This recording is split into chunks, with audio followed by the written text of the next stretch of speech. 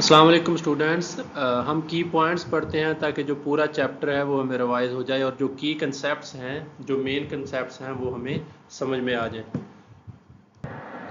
सबसे पहले बायोडाइवर्सिटी की डेफिनेशन है कि biodiversity is a measure of the variety of living organisms present in different ecosystems including terrestrial, marine and desert ecosystems. यानी कि biodiversity से क्या मुराद है कि मुख्तलिफ इकोसिस्टम हैं, वो इकोसिस्टम चाहे ज़मीन पर हो, खुश्की पे हो, समुद्री हो या सहराई हो, उन तमाम में मौजूद जो जानदारों की इकसाम होती हैं उन्हें हम बायोडाइवर्सिटी बोलते हैं। ठीक है, यानी कि बायो का मतलब है ज़िंदगी और डाइवर्सिटी का मतलब है फैलाव, यानी कि ज़िंदगी का फैलाव चाहे कहीं भी है वो बायोडाइवर्सिटी कहलाएगा।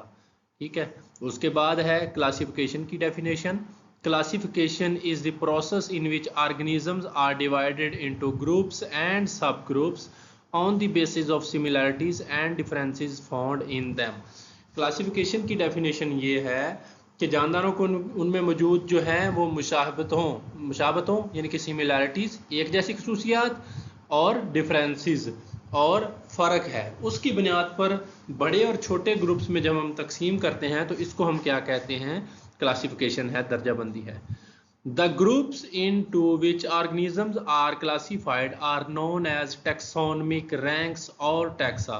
ठीक है, जिन ग्रुप्स में हम जानदारों की क्लासिफिकेशन करते हैं, दर्जाबंदी करते हैं, तकसीम करते हैं, इन्हें हम क्लासिफिकेशन के दर्जात कहते हैं या टैक्सा कहते हैं। ठीक है ना, ये टैक्सा जो है ये प्लूरल है और ये जो सिंगुलर इसका होगा वो है टैक्सॉन होगा। तो कौन से दर्जात हैं आपको पता है, डोमेन है वो एक क्या है, ठीक है, वो एक दर्जा है टैक्सोनमी का, रैंक है टैक्सोनमिक रैंक है, उसके बाद किंगडम है, फिर फाइलम है, फिर क्लास है, फिर ऑर्डर है। इस तरह आपने ये सारा पढ़ा, तो वो क्या है, क्लासिफिकेशन के रैंक्स हैं, टैक्सोनमिक रैंक्स हैं। The highest level of classification is the domain. तो जो डोमेन है वो सबसे पहला क्या है, वो रैंक है, वो हाई क्लासिफिकेशन का सबसे आला दर्जा है। तो आपने 3 डोमेन भी पढ़ी हैं, डोमेन आर्किया, डोमेन बैक्टीरिया और डोमेन यूकेरिया, और उसके अंदर बाद में क्या थे, किंगडम थे। जो सबसे पहले है वो क्या है, डोमेन है, और जो सबसे छोटा दर्जा है क्लासिफिकेशन का वो आपको पता है कि स्पीशीज है। Living organisms are broadly classified into 3 domains. ठीक है, 3 डोमेन्स में जो हैं वो जानदार उनको तकसीम करते हैं हम। सबसे पहले आर्किया है, फिर बैक्टीरिया है और Eukarya. The members of kingdom protista. अब बारी आ गई किंगडम्स की, तो जो किंगडम प्रोटिस्टा है उसके जो मेंबर हैं आर यूनिसेलर। उनके पास क्या होता है, या एक सेल होगा और सिंपल मल्टी सेलुलर, यानी कि अगर वो मल्टी सेलुलर होंगे, ज़्यादा सेल्स के मिलकर बने होंगे, तो फिर वो सिंपल होंगे, सादा होंगे। ठीक है ना, एंड हैव यूकैरियोटिक सेल, और इनके पास जो सेल होगा वो यूकैरियोटिक सेल होगा। किंगडम प्रोटिस्टा क्या है, डोमेन यूकेरिया में ही आता है ना, तो यूकेरिया में सारे यूकैरियोटिक सेल वाले ही जानदार रखे गए हैं। ये या तो यूनिसेलुलर है प्रोटिस्टा में, या फिर क्या है, मल्टी सेलुलर अगर होंगे तो वो सिंपल होंगे, सादा। उसके बाद फंजाई की बात आ गई। फंजाई आर यूकैरियोटिक, ये भी डोमेन यूकेरिया में है, तो ये यूकैरियोटिक हैं। ये हेट्रोट्रॉफ हैं, मतलब कि ये अपनी खुराक खुद तैयार नहीं कर सकते। और ऑर्गेनिजम्स विच अब्जॉर्ब फूड, यानी कि ये हेट्रोट्रॉफिक ऑर्गेनिज्म हैं जो खुराक को जज़ब करते हैं। ठीक है, जो खुराक को क्या करते हैं, जज़ब करते हैं, हमारी तरह निगलते नहीं हैं। Plants are eukaryotic multi cellular autotrophs. Plants क्या हैं डोमेन यूकेरिया के ही मेंबर। ठीक है, यूकैरियोट्स हैं।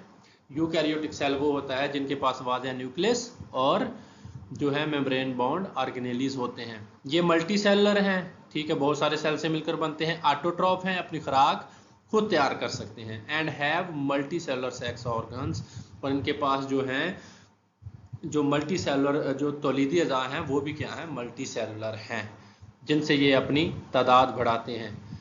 एनिमल्स आर यूकैरियोटिक, इंसान भी क्या है, यूकैरियोटिक हैं।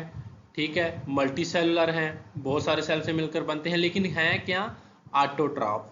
अब ये ऑटोट्रॉफ सॉरी हैं क्या, हेट्रोट्रॉफ। अब ये ऑटोट्रॉफ थे पौधे, ठीक है, और इंसान एनिमल्स क्या हैं, हेट्रोट्रॉफ, यानी कि ये अपनी खुराक खुद तैयार नहीं कर सकते।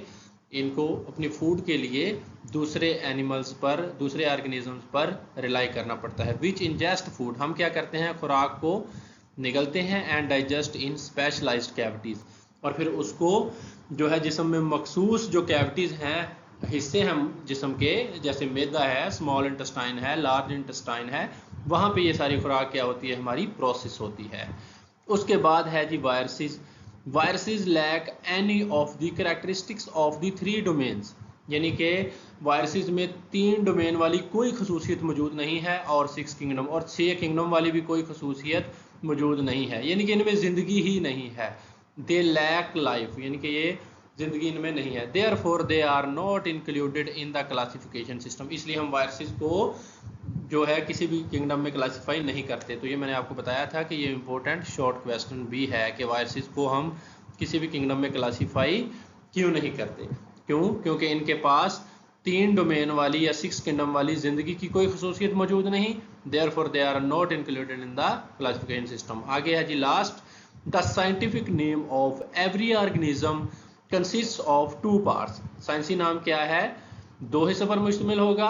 First is the name of the genus, तो पहला जो होगा वो जीनस का नाम होगा, और दूसरा क्या होगा, वो स्पीशीज का नाम होगा। ये थे की पॉइंट्स आपके बायोलॉजी के बायोडाइवर्सिटी वाले चैप्टर नंबर 2 के। यहाँ पे आपका चैप्टर एंड है, और आगे इंशाल्लाह हम करते हैं एक्सरसाइज।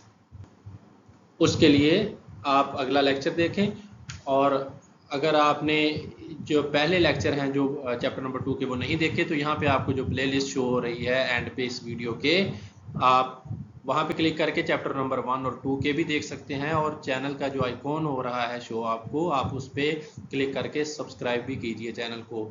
और हर तरह की अपडेट के लिए बायोलॉजी से रिलेटेड या आपकी जो भी है आपकी क्लास से रिलेटेड, इंशाल्लाह आपको यहाँ मिलती रहेगी।